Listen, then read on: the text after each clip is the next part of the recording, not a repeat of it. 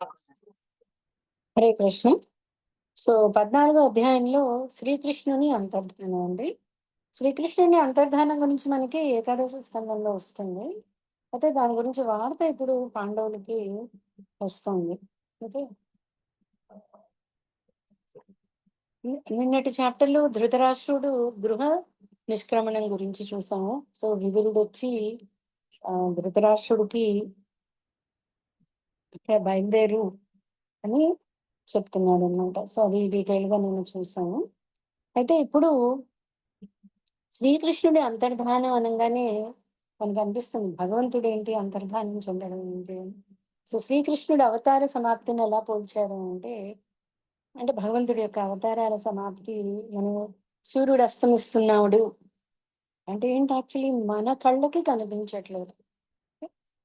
మరొక దేశంలో ఉదయిస్తున్నాడు, ఇదే టైంలో ఇక్కడ అస్తమిస్తున్నాడు, ఇంకొక దేశంలో ఉదయిస్తున్నాడు. అలాగే భగవానుడు మన ప్రపంచంలో భౌతిక ప్రపంచంలో అవతరించి అలాగే తిరిగి స్వధామానికి వెళ్ళడం లేదా తిరిగి మరొక విశ్వంలో తన అవతారాన్ని మొదలు పెట్టడం అలా కంటిన్యూస్ జరుగుతుంటుంది. భగవంతుడు ఎప్పుడూ కూడా జీవులకి వెన్నంట ఉండి వాళ్ళని ఉద్ధరించడానికి మాత్రం తన లీలలు చేస్తూ ఉంటాడు. భగవంతుడు లీలలు ఎందుకు అవసరం అంటే, భగవంతుడు ఎందుకు లీలలు చేస్తున్నారు అంటే అనేక కారణాల్లో ముఖ్య కారణం ఏంటి అంటే, జీవులు తాము భగవంతుడితో మరిచిపోయి ఉన్న ఆ రిలేషన్ ని తిరిగి గుర్తు తెచ్చుకొని ఆ లీలా స్మరణ ద్వారా భౌతికత్వం మీద వైరాగ్యం చెంది భగవద్ధామాన్ని తిరిగి చేరుకోగలరు. ఓకే? సో 14వ అధ్యాయంలో మొదలు పెడదామండి. శ్రీ సూత గోస్వామి పలికెను, శ్రీకృష్ణ భగవానుని ఇతర బంధువులను గాంచుటకును మరియు ఆ దేవదేవుని తదుపరి కార్యములను తెలుసుకొనుటకును అర్జునుడు ద్వారకు తెగను. సో యుధిష్ఠిరుడు అర్జునుని పంపించాడు. ధర్మ సంస్థాపన యుధిష్ఠిరుడి ద్వారా చేశాడు కృష్ణుడు కురుక్షేత్ర యుద్ధంలో. ఆ తర్వాత యుధిష్ఠిరుడి పరిపాలన ఎలా ఉంది అనేది చూసాం.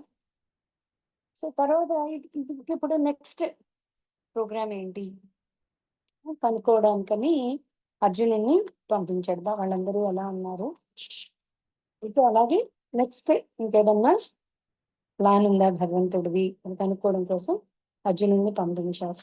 అంటే కొలది మాసములు గడిచినను అర్జునుడు తిరిగి రాలేదు. ఆ సమయమున ధర్మరాజు కొన్ని ఘోరమైన అపశకునములను సాధించబడను. సో వెళ్ళిన అర్జునుడు మాసాలు గడిచిపోయి ఇంకా వెనక్కి రాలేదు. సో ఈలోపు రాజ్యంలో ఏవేవో అపశకునాలు కనిపిస్తున్నాయి. కాలగతి మార్పు చెందినట్లుగా అతడు గాంచను. అది నిక్కముగా భయంకరమైనది. ఋతు ధర్మములలో మార్పులు గోచరించను. జనులు క్రోధ స్వభావులు, లోపులు, మోసకారులుగా మారేరు. జీవనార్థమై వారు చెడు మార్గమును అవలంబించుటను అతడు దర్శించగలను. సో యాక్చువల్లీ నారదుడు యుధిష్ఠిరుడికి ఒక సూచన కూడా ఇచ్చాడు. భగవంతుడు అవతార సమాప్తి వరకు మీరు ఉండండి అని చెప్పారు. సో యుధిష్ఠిరుడు ఆలోచిస్తున్నాడు, ఏం జరుగుతుంది, ఇప్పుడే నారదుడు చెప్పిన టైం వచ్చేసిందా ఏంటి. సో రాజ్యంలో చూస్తే ప్రజలందరూ చెడు మార్గం వైపుకి వెళ్తున్నారు. అంటే భగవంతుడు అవతార సమాప్తంగానే కలి ప్రవేశం అనేది జరుగుతుందన్నమాట. స్నేహితుల నడుమ కూడా సర్వ వ్యవహారములు మరియు కార్యములు మోసమును కూడి కలుషితములయ్యను. గృహ సంబంధ విషయములందు తండ్రి తల్లి సంతానముల నడుమ, బంధువుల నడుమ, సోదరుల నడుమ అపార్థములు సర్వసాధారణముగా మారినవి. భార్యాభర్తల నడుమ కూడా జగడము పట్టుదలలు ఆరంభమయ్యను. అంటే ఇవేవీ లేవు యుధిష్ఠిరుడి పరిపాలనలో, అంత చక్కగా ఉండేది. అంటే భగవద్ రాజ్యము, భగవద్భక్తుడి రాజ్యము ఒకేలా ఉండేది. కాలంలో జనసామాన్యము లోభము, క్రోధము, దంభము మొదలగు దుర్గుణములకు అలవాటు పడగా అట్టి అపశకునములను గాంచిన ధర్మరాజు అనుజునితో ఇట్లా పలికాడు. సో ఏంటి ఇంత మా రాజ్యంలో ఇంత తేడాలు వస్తున్నాయి అని. అనుజుడు అంటే ఇక్కడ భీముడు. భీముడితో ఇలా అంటున్నాడు అనమాట అర్జునుడు, సారీ యుధిష్ఠరుడు. యుధిష్ఠరు వాచ ధర్మరాజు అనుజుడైన భీమసేనుతో పలికెను. మిత్రులను కలుసుకొనుటకు పూర్ణ పురుషోత్తముడైన శ్రీకృష్ణుని కార్యక్రమం మెరుగుటకు అర్జునుని నేను ద్వారకా నగరమునకు పంపియుంటిని. అతడు వెడలి 7 మాసములైనను ఇంకనూ తిరిగి రాలేదు. అచట వాస్తవముగా ఏమి జరుగుచున్నదో నేను ఎరుగుకున్నాను. దేవర్షి నారదుడు సూచించినట్లుగా ఆ దేవదేవుడు తన భూలోక లీలలను పరిసమాప్తి చెందింపనున్నాడా ఏమి? ఆ సమయము అప్పుడే అరుదించినదా. సో భీముడితో కొంచెం కలవరపడుతూ చెప్తున్నాడు యుధిష్ఠిరుడు. వెళ్ళిన అర్జునుడు ఇంకా రాలేదు. సో నారదుడు ఇచ్చినట్లుగా ఆల్రెడీ భగవంతుడు అవతార సమాప్తి టైం వచ్చేసిందా లేదా, భగవంతుడు అవతారం ఆల్రెడీ చాలించేశాడా. ఉం? మన రాజ్య సంపద, చక్కని భార్యలు, ప్రాణములు, సంతానము, ప్రజాధిపత్యము, శత్రువులపై జయము, ఊర్ధ్వలోకములందు భావి వాసము ఆ పరమపురుషుని కారణముననే సాధ్యపడినవి. మన ఎడ ఆ దేవదేవుని నిర్హేతుక కరుణయే దీనికంతటికి కారణమైనది. అంటే మానవుడికి వచ్చిన ప్రతి మంచి అండి, అంటే రాజ్య సంపదనండి, చక్కని కుటుంబం, అసలు మన ప్రాణాలు మన చేతిలో అంటే నిలుపుకోవడం అనేది, శత్రువులపై జయం, ఊర్ధ్వలోకాలందు రాహువాసం అంటే పుణ్యం అయినా సరే, పుణ్యలోకంలో ఉండడం అయినా సరే, ప్రతిదీ కూడా కేవలము భగవంతుడి యొక్క సాంక్షన్. ఓ నరవ్యాఘ్ర, గ్రహ ప్రభావములు, భూలోక కర్మలు, దేహ బాధల కారణమున సంభవించడి దారుణమైన ఉత్పాతములు ఎన్ని కలుగుచున్నవో ఒకమారి గాంచు. అవన్నీ నువ్వు బుద్ధిని మోహింపజేయుచు రాబో విపత్తును సూచించుచున్నవి. మనం తర్వాత లాస్ట్ చాప్టర్ లో చూస్తాం. లాస్ట్ చాప్టర్స్ లో గోవు అంటే ధరిణి గోవు రూపంలో చాలా బాధ చెంది ఉంది. ఎందుకు అంటే ఆవిడకి మెయిన్ బాధ ఏంటి, భగవంతుడు పరిసమాప్తి అవతారాన్ని పరిసమాప్తి చేశాడు. భగవంతుడు అవతారం ఎప్పుడైతే అయిపోయిందో అధర్మం మళ్ళీ ఆ, విజృంభించడం మొదలు పెట్టింది. అంటే ఇంకా ఇదంతా కూడా ఇంకా ద్వాపరయుగం చివరిలో భగవంతుడి ఆ, అవతార సమాప్తి జరిగినప్పుడు యుధిష్ఠిరుడు ఆల్రెడీ ఈ అపశకునాలన్నీ తన రాజ్యంలో చూస్తున్నాడు. నా దేహమందలి ఎడమ భాగము, ఊరువులు, కన్నులు, భుజములు మాటి మాటికి అదురుచున్నవి. భయముచే హృదయము తీవ్రముగా కంపించుచున్నది. ఇవన్నీను అవాంఛితములైనవి కలుగునట్లుగా సూచించుచున్నది. ఓ భీమసేన, ఏ విధంగా ఆడనక్క ఉదయించు సూర్యుని గాంచి రోధించుచు నిప్పులు గ్రక్కుచున్నదో, శునకము ఏ రీతి నిర్భీతిగా నన్ను గాంచుచు మురుగుచున్నదో ఒక్కమారు గాంచము. ఈ అపశకునాలు ఇవన్నీ కూడా ప్రకృతికి ఉండి సూచిస్తూ ఉంటుందండి. ఎవరైతే ప్రకృతితో ఇన్లైన్ ఉన్నారో ఓకే, సో వాళ్ళకి ఈ సూచన ఇస్తుంది. ఎందుకు అంటే సూచన రాగానే భక్తుడు ఏం చేస్తాడు అంటే ప్రత్యేకించి స్వామివారి శరణంలో అంటే భగవంతుడి యొక్క స్మరణ కానీ, భగవంతుడి పాదాశ్రయం కానీ చేస్తూ ఉంటారు. భీమసేన, ఓ పురుష వ్యాఘ్ర, గోవుల వంటి ప్రయోజనకరమైన జంతువులు నా ఎడం వైపుగా వెడలుచుండగా గార్ధమముల వంటి హీన జంతువులు నాకు ప్రదక్షిణలు గావించుచున్నవి. నా అశ్వములు నన్ను గాంచినంతట రోధించుచున్నట్టుగా గోచరించుచున్నవి. ఒకమారు వీక్షింపుము, ఈ పావురము యమదూత వలెనున్నది. గుడ్లగూబలు వాటి శత్రువులైన కాకుల కూతలు నా హృదయమును కంపింపజేయుచున్నవి. అవన్నీను విశ్వమును శూన్యము కావింపకోరినట్లుగా గోచరించుచున్నవి. పొగ ఏ విధంగా ఆకాశమును ఆవరించుచున్నదో గాంచును. భూమి పర్వతములు కంపించుచున్నట్లుగా గోచరించుచున్నది. మేఘరహితముగా వినవచ్చుచున్న ఉరుములను ఒకమారు ఆలకింపుము. నీలాకాశమున కానవచ్చుచున్న మెరుపులను వీక్షింపుము. సర్వత్ర ధూళిని విరజిమ్మి అంధకారమును కలుగజేయుచు గాలి తీవ్రముగా వీచుచున్నది. రక్తమయమైన భీభత్సములతో మేఘములు సర్వత్రా వర్షించుచున్నవి. సూర్యకిరణ ప్రభలు తగ్గిపోవుచున్నవి. గ్రహములు ఒకదానితోనొకటి కలహించుచున్నట్లుగా గోచరించుచున్నవి. కలవరపడిన జీవులు దహింపబడుచు రోధించుచున్నారు. నదులు, నదములు, సరస్సులు, మనస్సు మొదలగునవి అన్నీను కలత చెంది ఉన్నవి. ఆద్యము అగ్నిని జ్వలింపజేయుటలేదు. ఇది ఎట్టి అసాధారణ కాలము. ఇంకను ఏమి జరగనున్నదో. దూడలు ఆవు పొదుగులను నోటబెట్టుటలేదు. గోవులు కూడా క్షీరము నొసగుటలేదు. అశ్రుపూర్ణ నయనములతో నిలిచి అవి రోధించుచున్నవి. పచ్చిక బయళ్ళ యందు వృషభములు ఆనందము గొనుటలేదు. మందిరమునందలి దేవతామూర్తులు రోధించుచున్నట్లుగాను, శోకించుచున్నట్లుగాను, చెమట పట్టి ఉన్నట్లుగాను గోచరించుచున్నవి. అవి మందిరములను వీడనున్నట్లు తోచుచున్నవి. నగరములు, గ్రామములు, పట్టణములు, ఉద్యానవనములు, గనులు, కుటీరములు సమస్తము శోభారహితములగును, ఆనందరహితములగును కనపట్టుచున్నవి. ఎటువంటి ఉపద్రవములు మన కొరకై వేచి ఉన్నవో నేను ఎరగలేకున్నాను. ప్రపంచ మహద్భాగ్యమునకు వాటిల్లనున్న ఏదియో గొప్ప నష్టమును ఈ భూలోక ఉపద్రవములు సూచించుచున్నవని నేను తలంచుచున్నాను. భాగ్యవంతమైన ఈ జగము శ్రీకృష్ణ భగవానుని పాదపద్మ చిహ్నములచే ముద్రితమై ఉన్నది. ఇకపై అసాధ్యము కాదని ఈ సూచనలు తెలియజేయుచున్నవి.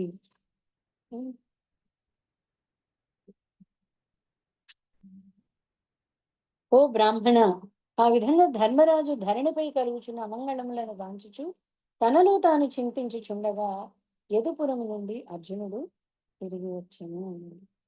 సో ఇలాగా అనేక కారణాలు ఎందుకు ప్రకృతిలో ఇన్ని మార్పులు జరుగుతున్నాయి. ఆవు సరిగ్గా పాలు ఇవ్వట్లేదు, దూడలు సరిగ్గా పాలు తాగట్లేదు, ఓకే, దేశం సుభిక్షంగా కనిపించట్లేదు. ఉమ్, కాకుల అరుపులు, గాడిదలు అరుపులు ఇవన్నీ వినిపిస్తున్నాయి. ఇవన్నీ ఏంటి అంటే ఏవో పెద్ద అపశకునాన్ని సూచిస్తోంది భీమా.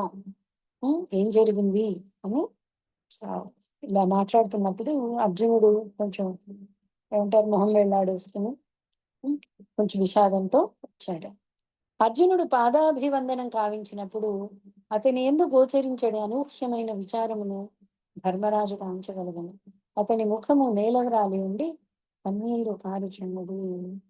హృదయ విద్విగ్నత చే నిస్తేజుడై ఉన్న అర్జునుని కాంచిన ధర్మరాజు అంతట నారదముని కావించిన సూచనలను గుర్తు చేసుకోవచ్చు. బంధువుల నడుమ అతనిని ఇట్లు ప్రశ్నించాను. సో అర్జునుడు చాలా దుఃఖపూరితుడై ఉన్నాడు. ఎందుకంత దుఃఖంతో ఉన్నాడు, ఏం జరిగింది అని ఆ, అంటే ఆల్రెడీ కొంచెం మనసు కలతగా ఉంది. భగవన్ కృష్ణుడు తనకి అత్యంత మిత్రుడు, సుహృదుడు, అఖిలాషి, ఉమ్, రక్షకుడు అయిన కృష్ణుడు మనం అంటే భూలోకాన్ని వదిలి వెళ్ళిపోయాడా, తనని వదిలి వెళ్ళిపోయాడా అని భయంగా ఉన్నప్పుడు అర్జునుడు కూడా ఏంటి చాలా దుఃఖితుడై వచ్చాడు. వస్తూనే యుధిష్ఠుడికి నమస్కరించాడు.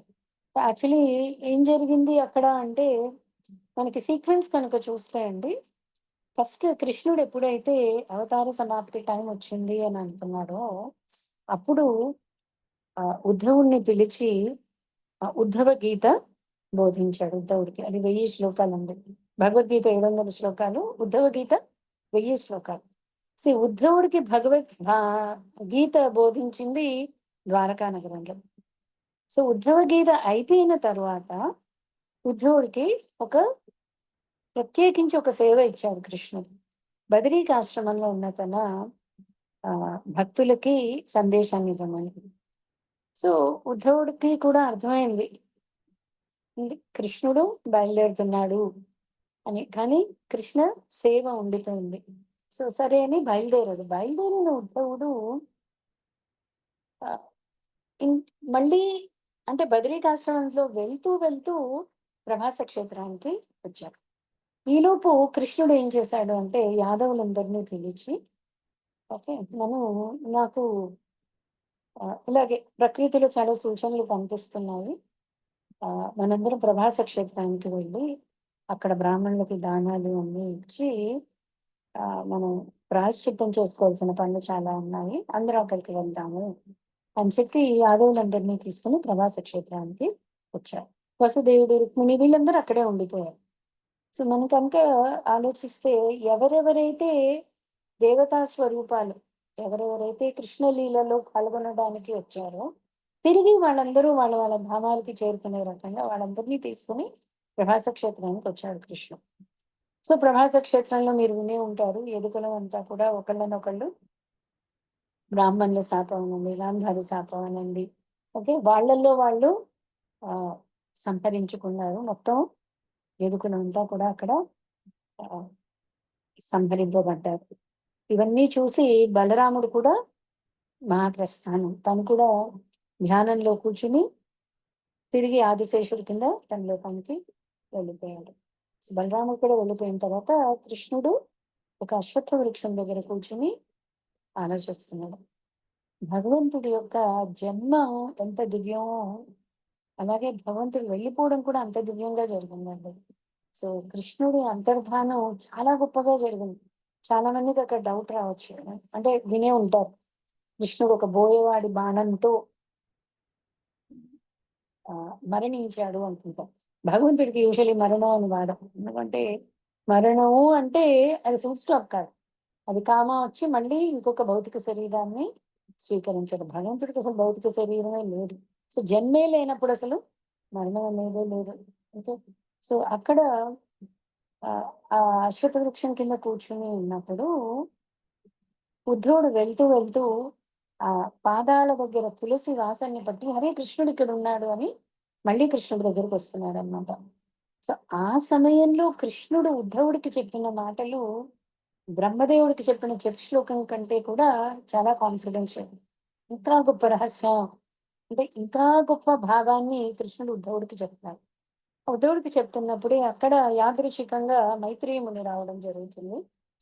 ఓకే. తర్వాత ఉద్ధవుడు బయలుదేరుతాడు. మైత్రేయ ముని బయలుదేరుతాడు. ఆ మైత్రేయ మునినే విదురుడు కలవడం జరుగుతుంది. మొత్తం ఆల్మోస్ట్ 2 స్కందాలు పూర్తిగా విదుర మైత్రేయ సంభాషణ. సో, అక్కడ పూర్తయిన తర్వాత విదురుడు బయలుదేరి హస్తినకు రావడం. ఓకే. ఇక్కడ ఈలోపు ఏం జరిగింది అంటే, ఈ బోయవాడు ఆహ్, బాణం కృష్ణుడి బొటనవేలుకు తగిలింది. తగలంగానే బోయవాడు ఏమనుకుంటున్నాడు, యాక్చువల్లీ ఏమనుకుని వేశాడు బాణం, ఒక జింక పిల్ల అక్కడ కూర్చునుందేమో అని జింక దగ్గర వేసేటప్పుడు చాలా జాగ్రత్తగా ఏమాత్రం శబ్దం వచ్చినా జింక వెళ్ళిపోతుంది. సో, జాగ్రత్తగా అది వేశాడు అని. సో, కృష్ణుడి గురించి కనుక మనం చూస్తే సర్వకారణ కారణం, ఆదిపురుషుడు, అజుడు. అజుడు అంటే జన్మ అనేది లేనివాడు. అందరి జన్మకి కూడా కారణమైనవాడు. జన్మ అంటే సృష్టి. సృష్టే కాదు కేవలం సృష్టి, స్థితి, లయలపు మూడిటికి కూడా దేవాదేవుడు కృష్ణ భగవానుడే కారణం. మనం ముందు చాప్టర్స్‌లో చూసాం. జన్మాద్యస్య జన్మ మొదలగు వాటన్నిటికి కూడా కారణం దేవాదేవుడు. సో, ఇక్కడ అప్పుడే యదుకులమంతా దెబ్బలాడి అందరూ ఒకళ్ళనొకళ్ళు వధించుకొని పడిపోయి ఉన్న చోట అసలు జింకొచ్చే అవకాశమే లేదు. ఓకే. సో, బోయవాడు రావడం, బాణం వేయడం అనేది కూడా పూర్తిగా భగవంతుడి యొక్క సంకల్పం. ఓకే. సో, అలా అందుకనే బోయవాడు వేయంగానే వచ్చాడు. వచ్చి చూసాడు. హ్మ్. చూసి అంటే భయభీతుడయిపోయాడు. ఏంటిది? నేనేం చేశాను? ఏం జరిగిందిక్కడ అని వచ్చి భగవంతుడి దగ్గర తల ఉంచి ఏడుస్తున్నాడు. నమస్కరిస్తున్నాడు, ఏడుస్తున్నాడు. అయ్యో! కృష్ణ ఎంత పొరపాటు జరిగిపోయింది. అనంగానే కృష్ణుడు మాత్రం ప్రహసనంగా యాక్చువల్లీ కృష్ణుడు చూడండి మొత్తం అంటే వైరాగ్యానికి పరిపూర్ణం కృష్ణుడు ఎలాగా అంటే ఇక్కడ మొత్తం ఎదుకులం అంతా అయిపోయింది. అంతర్ధానం అయిపోయింది. కానీ భగవంతుడు కింద కూర్చున్నప్పుడు చిన్న ధనరాశి ఉంది. అంటే కృష్ణుడు ఎప్పుడు కూడా సబ్జెక్ట్ ఆనంద స్వరూపుడు. సో, కృష్ణుడు చెప్తున్నాడు ఈ జర అన్న బోయవాడికి, ఇది ఇందులో నీ తప్పిదం ఏమీ లేదు. ఇది మొత్తం నా సంకల్పం వల్ల జరిగింది. సో, భగవత్ సంకల్పం వల్ల జరిగింది కాబట్టి, అక్కడ ఏం జరిగింది అంటే హ్మ్. జరా కోసం ప్రత్యేకించి వైకుంఠ విమానం వచ్చింది. ఆ వైకుంఠ విమానం వచ్చాక జరాకి చెప్తున్నాడు కృష్ణుడు. ఇది అధిరోహించి నువ్వు ఆధ్యాత్మిక జగత్తుకి బయలుదేరు. మామూలుగా చూడండి కృష్ణుడి ఎడ మనం దూషణగా మాట్లాడితేనే అది అపరాధం అవుతుంది. అలాంటిది బాణం వేసి అతన్ని బాణం వేసి గాయపరచడం అనేది ఎంత అపరాధం.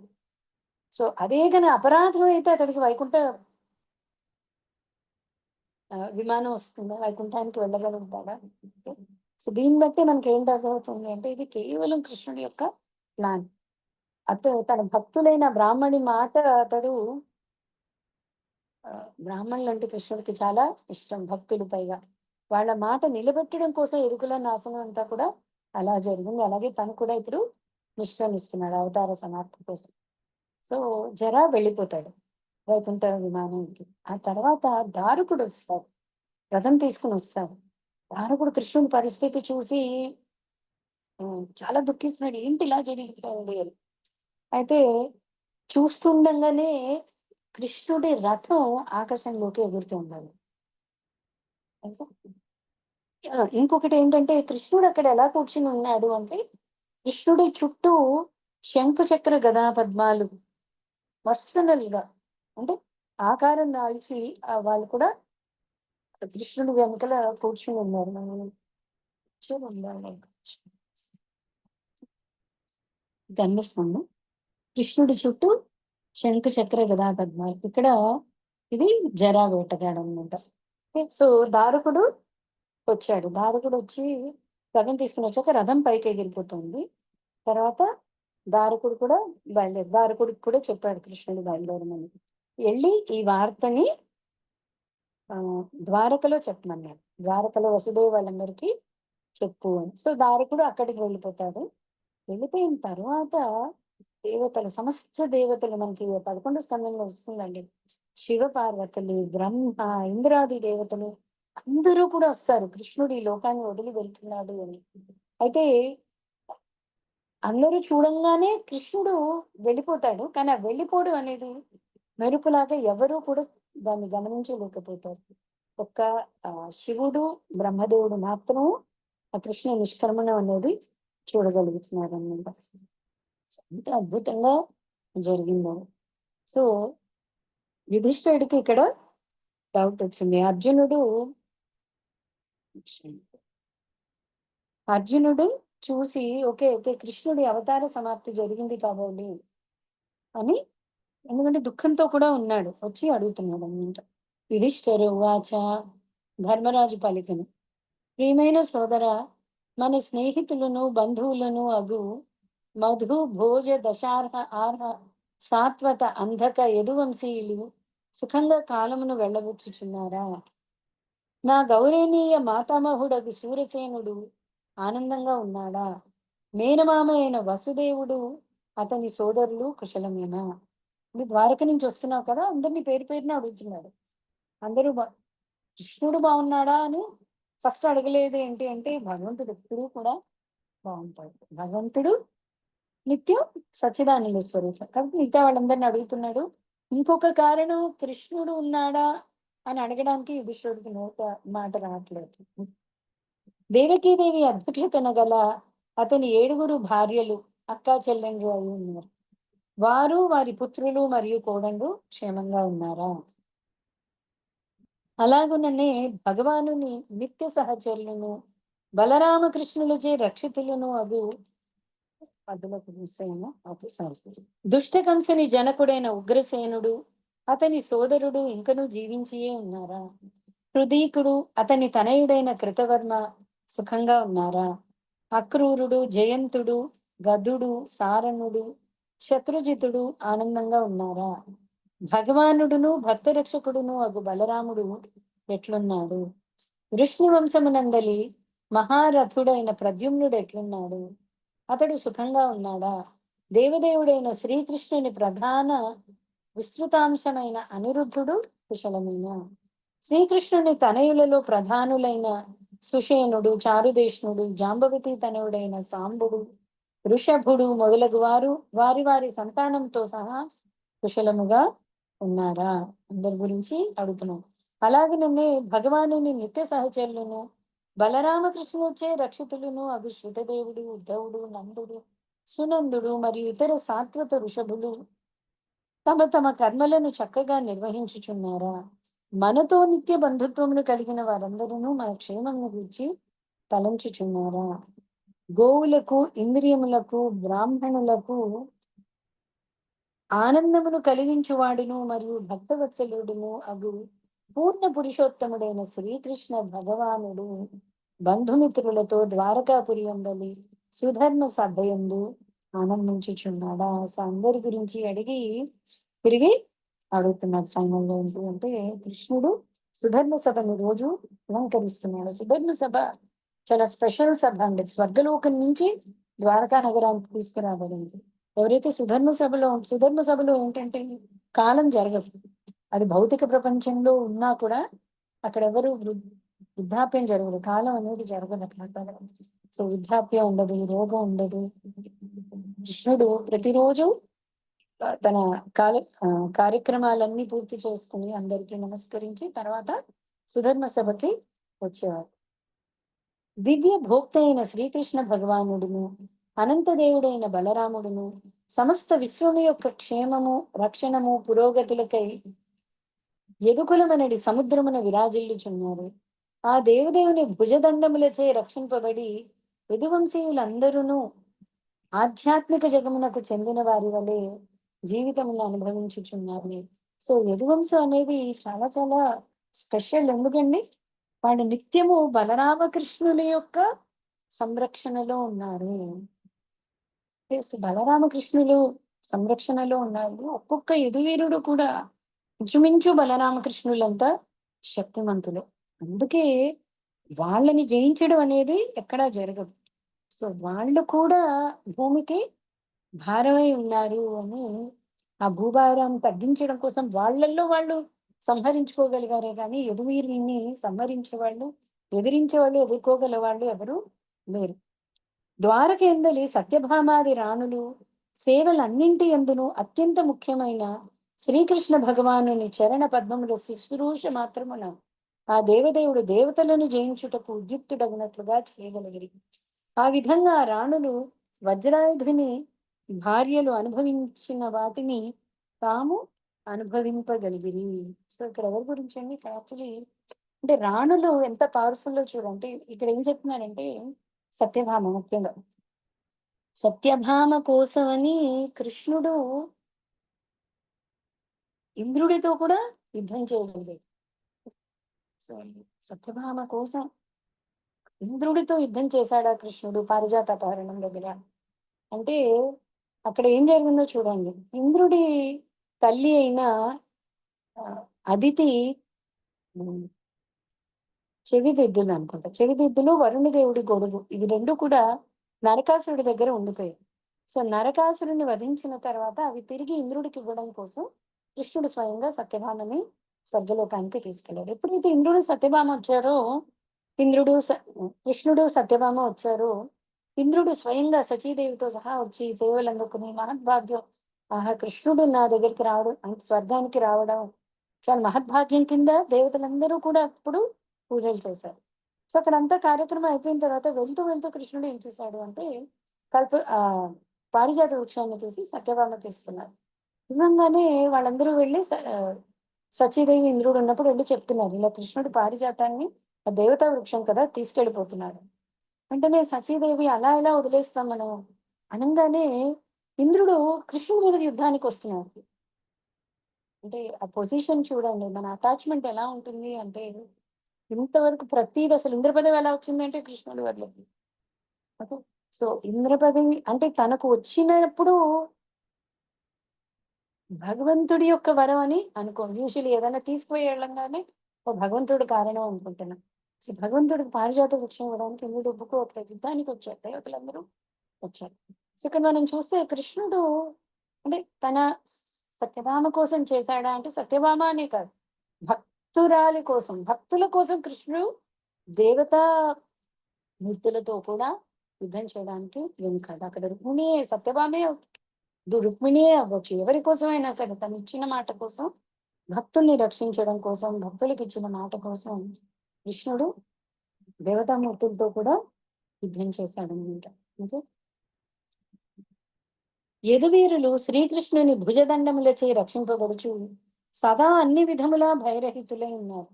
కనుకనే దేవతోత్తములకు తగియున్నను వారి నుండి బలవంతంగా గ్రహింపబడిన సుధర్మ అనడి సభ ఎందు వారు యథేచ్ఛగా విహరించుచున్నారు. అందుకని సుధర్మ సభ కూడా దేవతలు యాక్చువల్లీ. కానీ యదువీరులు అంటే సుధర్మ సభ అనేది తీసుకురాబడింది. అందులో యదువీరులు వెళ్ళగలుగుతున్నారు. ప్రియమైన సోదర అర్జున, నీ ఆరోగ్యం సరిగ్గానున్నదా? నీవు తేజోవిహీనుడివై కనపట్టుచున్నావు. ద్వారకయందు నీవు దీర్ఘకాలము వసించినందున ఇతరులచే అగౌరవింపబడి అశ్రద్ధ చేయబడుటయే అందులకు కారణమా? సో ఏంటి ఇంత ఎందుకు నువ్వు దిగులుగా ఉన్నావు? అంటే ద్వారక నుంచి వచ్చావు. అక్కడ బలరామకృష్ణుల పర్యవేక్షణలు అంతా సుభిక్షంగానే ఉండి ఉంటుంది కదా! అందరూ బాగున్నారు కదా! నీకు ఏదైనా అక్కడ అశ్రద్ధ ఏమన్నా అంటే అక్కడ నిన్నెవరైనా సరిగ్గా గౌరవించలేదా? ఓకే. అలాగే ఎవరైనాను నిన్ను పరుష వాక్కులతో సంబోధించారా? లేక నిన్ను భయపెట్టారా? యాచించిన వానికి నీవు దానమొసగలేకపోయితివా? లేక ఇతరులకు ఒసగిన వాగ్దానమును నీవు నిలుపుకొనలేకపోయితివా? అంటే దుఃఖానికి ఇవన్నీ కూడా కారణం అవ్వచ్చండి. స్పెషల్లీ అర్జునుల్లాంటి వాళ్ళకి. అంటే ఎవరైనా ఏదైనా యాచిస్తే నువ్వు ఇవ్వలేకపోయావా? యాచిస్తే ఇవ్వలేకపోతే రాజుకది చాలా దుఃఖతరమైన విషయం. అలాగే ఇచ్చిన మాటను ఎక్కడైనా నువ్వు నిలబెట్టుకోలేకపోయావా? శరణము నొసగ తగినటువంటి వారైన బ్రాహ్మణులకు, బాలురకు, గోవులకు, స్త్రీలకు, రోగగ్రస్తులకు నీవు సదా ఆశ్రయమునిచ్చువాడవు. ఆశ్రయము కొరకై నీ దరి చేరినప్పుడు వారికి రక్షణమును పొసగలేకపోతువా ఏమి అనొచ్చు. ఎవరైనా నిన్ను రక్షించమని వస్తే స్త్రీలు కానీ, పిల్లలు కానీ, గోవులు కానీ, బ్రాహ్మణులు కానీ వాళ్ళని నువ్వు రక్షించలేకపోయావా? అందుకనే నువ్వు బాధతో ఉన్నావా? దోషపూర్ణ స్వభావము కలిగిన స్త్రీతో సంపర్కము పొందితివా? లేక యోగ్యురాలైన స్త్రీకి తగినంత గౌరవం ఒసగలేకపోతివా? 2 కూడా శోకానికి తగిన కారణాలే. ఓకే. లేదా మార్గ మధ్యమున నీకన్నను బలహీనులు లేదా నీతో సమానులైన వారితో ఓడింపబడుతావా? ఓటమి అనేది రాజుకి మరణంతో సమానం. అంటే అంత దుఃఖతరమైన విషయం. సో నిన్నెవరైనా నీ సమానులు కానీ, నీకన్నా తక్కువ వాళ్ళ చేతిలో గానీ నువ్వేమైనా ఓడిపోయావా? నీతో కలిసి భుజించుటకు అర్హులైన వృద్ధులకు, బాలురకు నీవు సరైన ఆదరణను చూపలేదా? వారిని వదిలివేసి ఒంటరిగా నీవొక్కడివే భుజించితివా ఏమి? పెద్దవాళ్ళని, పిల్లల్ని వదిలేసి భోంచేయకూడదంటావు. సో అలాంటి పరిస్థితి ఏదైనా వచ్చిందా? లేక అత్యంత నిందనీయమై క్షంతవ్యము కానటువంటి కార్యమును ఏదైనా నీవు చేసి ఉంటివా?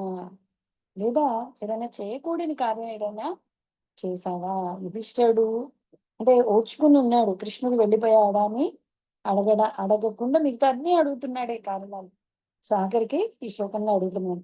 లేక నీ అత్యంత ప్రియమిత్రుడగు శ్రీకృష్ణుని కోల్పోయిన కారణమున నిత్యముగా శూన్యత్వమును అనుభవించుచుంటును. సోదర అర్జున, నీవు ఖిన్నుడవగుటకు అన్యమైన కారణమును నేను ఊహింపలేకున్నాను. సో నువ్వు దుఃఖితుడు అవ్వడానికి నాకు వేరే కారణం ఏది కనిపించట్లేదు. ఏం జరిగిందో చెప్పు అర్జున. అంటే తను కూడా చాలా హ్మ్. అలుపు చెంది ఉన్నాడు యుధిష్ఠిరుడు రాజ్యంలో పరిస్థితులను చూసాను.